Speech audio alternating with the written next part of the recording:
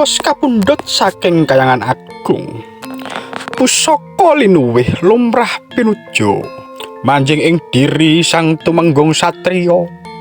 Tinarbuka daya utama, rasa utama.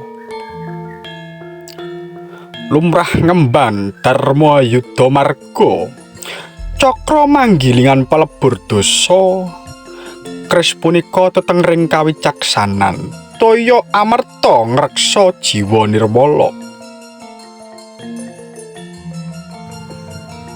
Saking niat ingkang suci, kula badhe nyerengi mbabar babagan pusaka ingkang linuwih. Inggih punika kris kanthi dapur tumenggung, kepamoran udan mas, saha kegolong ing tangguh tuban sepuh.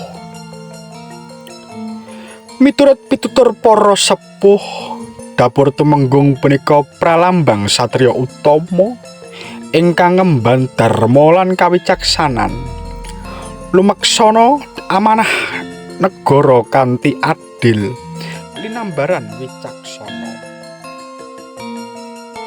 Pamoripun udan mas nglambangaken kasugengan, kaberkahan ingkang boten kendhat, kados udan emas ingkang dadosaken kamulyan saha karaharjaning urip.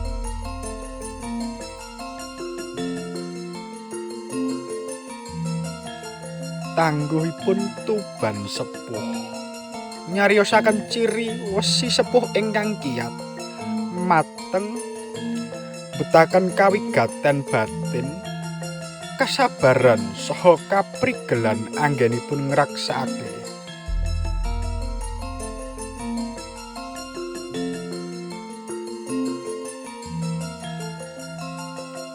Mugi keris punika saged dados pepadang paringsih kawicaksanan saha kamulyan tumrap ingkang ngasta lan ngugemi.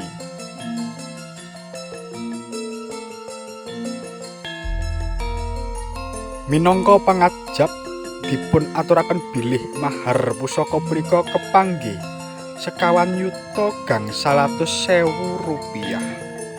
Dados sesanti pangiket rasa antaraning badan saha jiwa, anggenipun nglestarikaken warisan budaya luhur punika. Mugi pepanggih punika tansah maringi kebegjan, kawilujengan saha kamulyan dumateng sedaya. Nuwun, matur suwun.